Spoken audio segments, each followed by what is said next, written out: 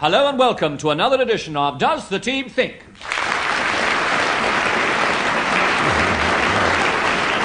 And in this programme, you'll hear a variety of answers to a variety of questions put by a variety of people. So let's meet the people who'll be doing most of the answering. We have Cyril Fletcher, Tommy Trinder, Ted Ray, and the man who dreamed it all up, Professor Jimmy Edwards.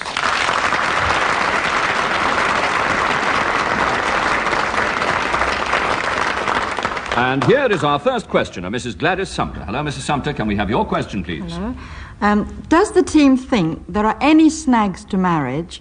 If so, what are they? Does the team think there are any snags to marriage? And if so, what are they? Cyril Fletcher. I don't think there are any snags in marriage. I think it's rather nice and very warm. Especially at night. I'm just wondering if Mrs. Sumpter has asked Mr. Sumpter's permission to ask this question, have you? No. Does he know about it? No. He doesn't even know Mr. Sumpter. Well, I should take him a long way from... I should take him a long way from a radio when this programme goes out, Mrs. Sumpter, because he won't want to... Listen, my father, who was a bachelor for many years, before he eventually met and married my mother, and then he was 49 when he was married, you know, and then he had... That accounts for you being born with whiskers.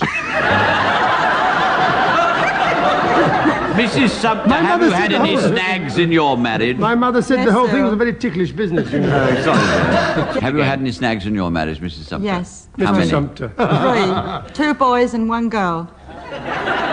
But you see, that's what I was building up to. My father, having finally got married and got 9 children when he was 60, he says to me, my boy, he says, there's only one snag with marriage, too many mouths to feed, he says. How did he find yours?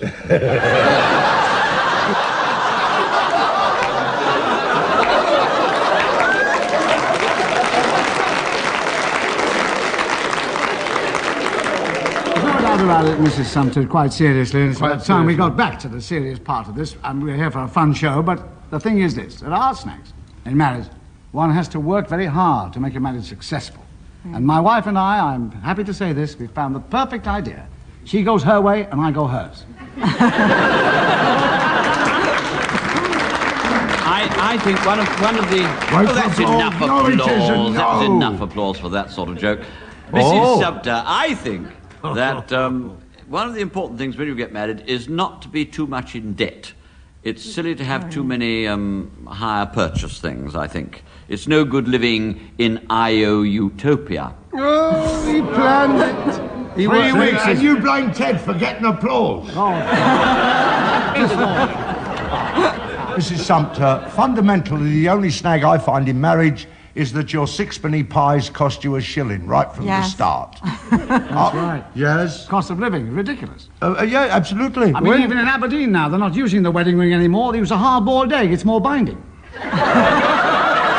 And when Cyril suggested you should not start off in debt, hire purchase, I did that. The first thing I wanted was a washing machine. I didn't buy one. I married one. Well done, Tom. Jorrocks had the right idea about marriage. He used to dream a lot about hunting, and he got so excited in bed dreaming about hunting.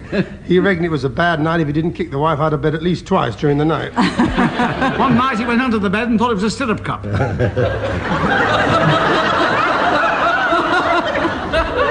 that's one of his old chinas, really. Of all the potty jokes on Back on that again. There is this chap, isn't there, who rang up his wife and Which said... chap? Well, a chap. No, give us a name. Oh, don't be so sickening, Trinder. Wow. Just a chap. A chap. rang up his wife and said, the boss is coming to dinner. And he went home, and of course he hadn't got the boss with him at all. He just said, I felt like a good meal for a change. Can I just ask... I'm sorry, sir, to step in on your tittering of applause. But I must ask Mrs. Sumpter this question. And I want you to be very honest when you tell me this. Is there anything about your husband that gets on your nerves? Be careful what you say. It'll be used against you. Yes, Ted, there's one very, very bad What is thing. He snores in bed. Ah, but listen, That's a very good place to snore, if you don't mind. when we're asleep, we do a lot of these things unconsciously, don't we? Well, he didn't do it before we were married. I knew... Thank you, Mrs. Sumpter.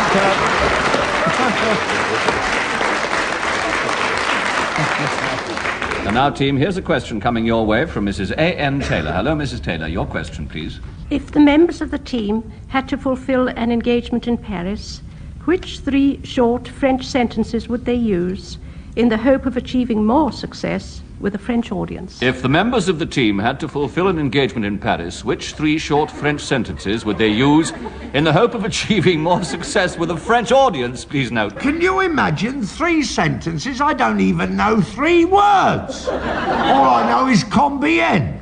That's 2 words already, isn't it? No, when they say... What's combien, then? Combien is Sort of bent comms. one of those things you use to reap the harvest with. That's it. It's called the combien harvester. They say zank, zink, zank, zank, zink, zank, They zank. don't say zank, zank, zinc, zinc. You've been Well, that's what it Sounds like a plumber to me. And I say, well, They write say, it down. the way the French talk is, it comes about... Da-da-dum, dum, dum, dum, da-da-da. You know, the first thing that I would say as I went onto the stage in front of this French audience, ouvrez la porte. Pass the port, that means. That'd get them going. What would you say, Ted? I really am staggered by this whole thing. I didn't realise. Bonsoir, tout le monde. Ted opens in Paris next Wednesday. I don't, but I open at Le Touquet next Saturday. This is true. I'm going over there. This is a very strange and most fortuitous thing that you've asked this question.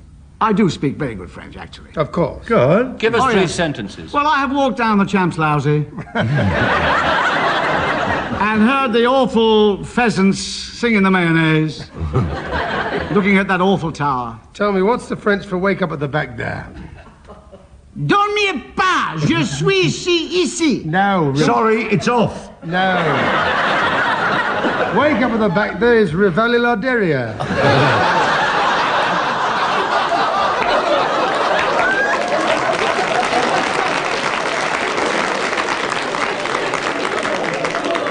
Take me of this programme in France. We're in dead trouble. Si vous pouvez entendre ce programme, monsieur, mesdames, en France, bonjour de Jim.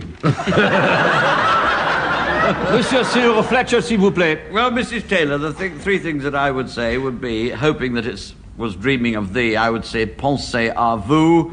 I would also call out encore every few moments because nobody else would. And I would say pin derrière votre oreilles. Pin back your lagos. Of course, the How do stories- you say my lawn needs mowing? My lawn, coupe de grasse. Ah, that's it. Oh, dear, you walked me into that. Thank you, didn't Jim. Où est le cabinet? Where is number 10 Downing Street? That's good. I used to go to France. I still do with my wife, bless her. We go down there. Coles to Newcastle. Mind you, when he goes into a French nightclub with his wife, they charge him corkage. They should charge me baggage, the way she looks. We're lying on the beach Of course in you Cannes, you see? We're lying on the beach Lying on in the Cannes. beach in your can. And this is true, Cyril. We're lying on the beach. And she wanted one of these Well, sort we of all want it straw now and mattresses, you see. And she says, Ted, she said, bring me a matelot. I want to lie down. And that's a French sailor. And you know I finished 5th. Really? Yes. Thank you, team, very much indeed. And thank you, Mrs. Taylor. Thank you.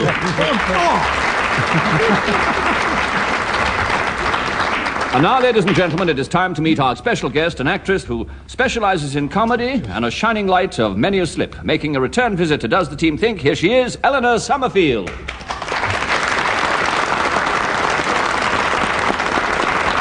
Welcome, Eleanor, to the program. Have a seat. The team are in good form. I hope you are. What's your question, please? Does the team approve of nicknames? And what new nicknames would they suggest for various prominent people, including each other?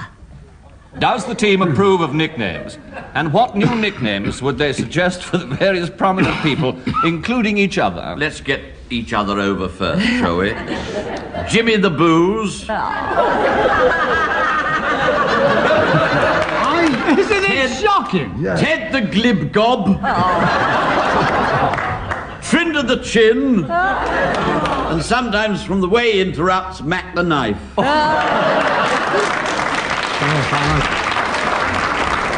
Tommy, because of his love of Chinese food, could be Tsai Chin. Jimmy, call him Jim Jams because he's so well preserved. In spirit? No. I just get a little sticky from time to time. And when I was a kid at school, you see, my real name, which is no secret anymore, I tried for years to keep it a secret. But why it's You've stupid... been telling us it's a secret for 15 years. My name was Olden, you see. Olden! Yeah. And I always say I feel sorry for his poor wife marrying an Olden. I know she often says she feels old age creeping over her. But they called me Young'un at school. Olden, and it obvious was Young'un. That's I a think it's shame nice. it didn't last. Yeah. I don't think I look so bad for 50. No! With the pomade, he looks marvellous. Pomade, I'm finished with the sheep dip. No! Ladies and gentlemen, I used to put stuff on my hair. And one day Sybil said to me, I'm not going to wash these pillows. I am not going to wash these pillows. You got pillows now? Pillows. And the sheets were just the same. The sheets were disgusting. Really? Nothing to do with me, that was the lodger. And one day she said to me, I'm not washing those pillows. Now, this is true. You've got to wear a mob cap. You've got to wear a mob cap. And I used to put this thing on my head, this oilskin thing at night. And one really? morning, yes. On your head? On my head. There was a ring at the doorbell. And the postman kissed you. He did! The postman kissed me good morning. And she was Said, out... thank you for the mail. So I thought, that's it. Whitey Young'un now. Ted, thank you very much for telling us about nicknames. Now, Jimmy Edwards. Well, I always used to be called Horse. But then you can get a deodorant now. It was mainly because I am very fond of horses, and I had a very hoarse voice. Kids do names like that. Eleanor, now, what about your... Well, do you know, I've thought of nicknames for these four. Oh, lovely. And may I tell you them and not tell you which applies to which, and then they can guess? We'll have to tell guess. me? Yes. Yes, I'll tell them. Ask They can again. guess. Well, I thought of Chuckles, Bubbles, Dobbin, and Pooh. Obvious, I've got it. Wait a minute. I don't want Jim to... is poo for a start. That comes Yes. All right, let's find out. Was that one correct? Yes, it is because of Thank the bear. you, Eleanor. But no, Pooh Bear. And you're very Pooh. bear-like and cuddly. Is he aren't you? really? Oh, don't you think so? Well, I have been called Cuddly before, but Yes. not recently. I must Now, let's Nobody's got arms that long Yeah. to cuddle in. team, let's take it a stage further. Eleanor, carry on with those other three. Now. Yeah, and Chuckles, I think, is Ted, because he's always got a sort of chuckly voice, hasn't he? Yes. Yes. And Cyril is Bubbles, don't you agree? I'm going to have something to say about that in a moment. Really? Yes. I mean, you know, he's got these great big eyes. That's through his mother looking for his father before he was born. And he's a model for spirit levels as well. Come on, one more coming up. Yes, the Dobbin for Tommy. Oh, I'm not Dobbin! actually... Well, you see... Don't say that, Eleanor. Jimmy will put a saddle on me back and ride me home. I'd like to find one for Eleanor. Yes. I like to call a swallow because one swallow doesn't make a summer field. You know, you haven't asked me about the rest of the team. Oh, I will. Well, naturally, Tell I'd us about call- the rest of the team. Well, I'd call Ted Lightning. Why? Because I it's- only strike twice. He never strikes in the same place twice. They won't have him. No, he's just a flash between two brilliant discharges.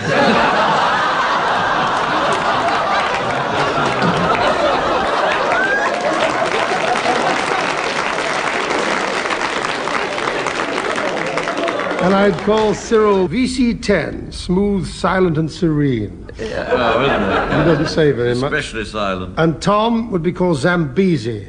Why? Because he was a Zambuk, easy. No, because the Zambezi's got the biggest mouth in the world and nothing comes out of it.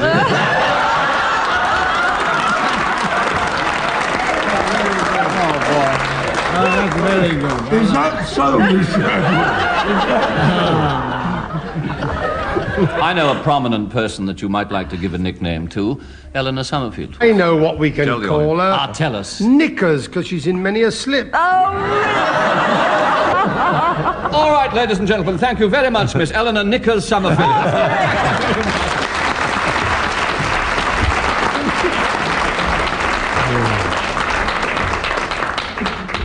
Now, Mr. John Goodman is here, sitting on my right. Mr. John Goodman will put a question. Here it is. How will the team celebrate the year 2000? How will the team celebrate the year 2000? Tommy Trinder. Well, first of all, I shall be here. It's the death duties that's keeping me alive. I shall wake up on the morning of the year 2000 and say to my dear wife, God blimey, my gums are sore. And they'll be in a glass by the side of the bed. Yes. I think that in the year 2000, what I would like to do, please God we should all live that long, would be to have a celebration dinner for the members. Oh, can you imagine 4 of us sitting down having porridge? Well, my wife always says that I'm the biggest sucker she's ever met, so... And Mackie's serving it, you know, can you imagine? Serving it with a wet sponge. Now, listen, team, if you really want to know something about the year 2000, I couldn't ask anybody better than the gentleman on my right, because I believe he has something to do with the year 2000. Do you Yes, not? well, I'm secretary of the World Association for Celebrating Year 2000, and I was hoping that the members of the team would take part in the organisation. We already have Mr. Ken Dodd as president in Britain, and this is going to be a very big affair for 11 years from 1995 to 2005. Ken Dodd, if he goes on and opens his act now, he'll still be doing it in 2000. Well, the thing is, I have thought of some jobs. I mean, if I'm allowed to tell you, I thought... You are. Thanks. Mr. Edwards could be in charge of the refreshments, I should think, and Mr. Ray... Nobody else would get any if I was. Mr. Ray with his violin, the music and general arts, I think. Making notes, yes. And it seems to me Mr. Trinder could be in charge of sporting events. Mr. Fletcher... I was astounded about Ken Dodd. All right. And with all due respect to dear Cyril, I've just written this lightning rhyme. Do you Ken Dodd with his teeth so white? He's got 6 on the left and 5 on the right. He puts them in a glass all night, but they're all sticking out in the morning.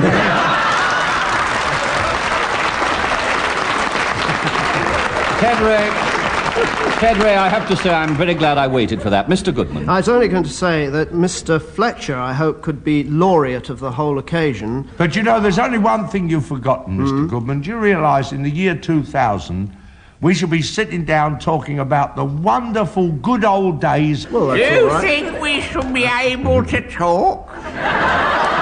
Yes, as long as it's only gum Arabic. Well, I'll tell you this much, ladies and gentlemen, and I've never been more serious than this in my whole life. All right, another epilogue. My Uncle Reuben... Yes, my Uncle Reuben... May he fall off his bicycle if he's telling a lie. He was a great man. He was a great man. He was a predictor. You could hear him grating. He was a what? He was a predictor.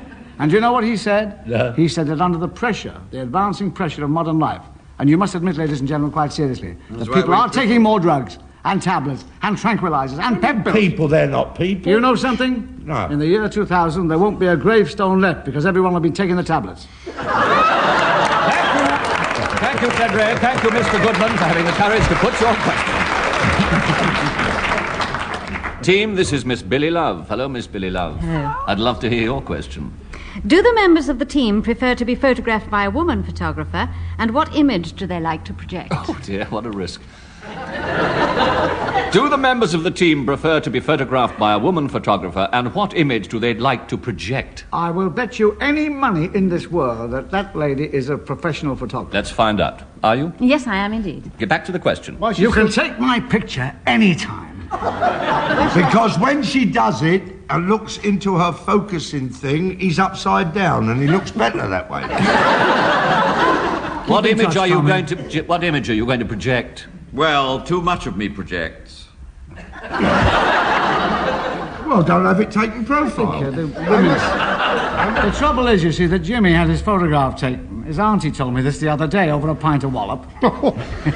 She's a good gal. She's still at it. She's still at it.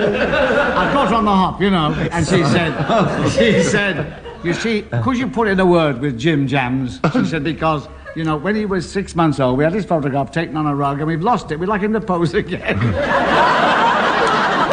And who can find a rug that big? Don't be silly, he now poses as the rug.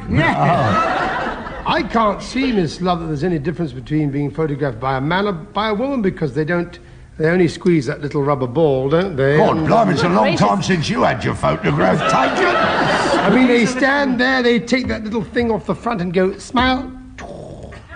Look, have you been still getting them 3 for sixpence or something? I think your passport must be a lantern slide. Yes. No, they have to look at it in the dark. Ah, they got a different thing. Look.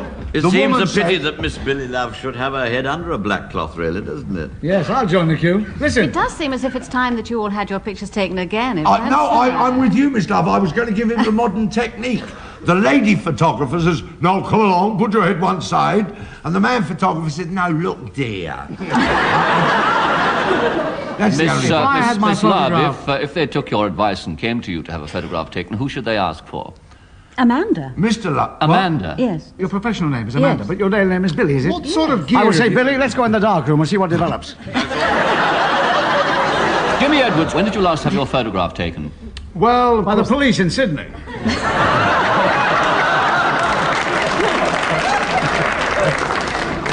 No, they only took my thumbprints, which they took them off their throats.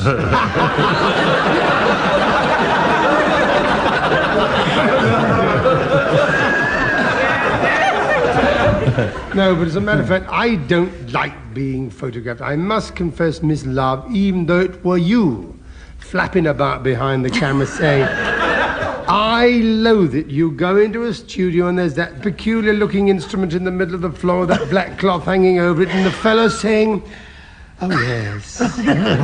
Yes.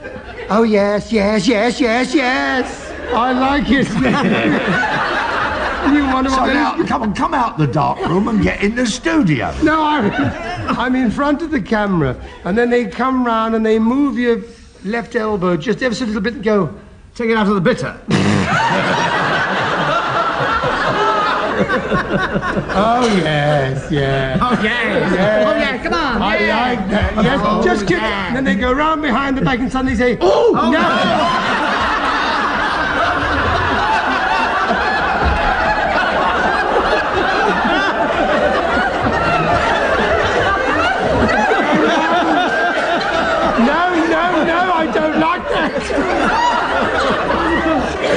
What kind of photographers do you go to? Well, a little bit out of the ordinary. I tell you where I most of all prefer to be photographed, Miss Smallbit. Amanda. Mrs. Love. Only Miss Love. All right, all right. What do you mean, it's nothing to you? It's a lot to her. You're spoiling her chances. You see, we're talking about this studio business. Of getting into the studio and trying to look. I mean, they put a pile of books under your elbow just to give you the impression you can read, you know, and all that. But I prefer to be photographed in the saddle. Well, why not outdoor photography? Are you prefer to bring your camera into the saddle with me? But it looks so silly, a saddle over a couch. Yes, you look so foolish on a bike, Jim. No, I know you sell ice cream, but it looks so ridiculous. I mean, I look at my best mounted.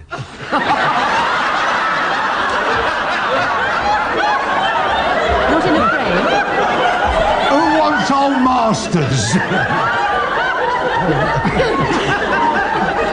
Do take your spurs off, won't you? Those we have loved. And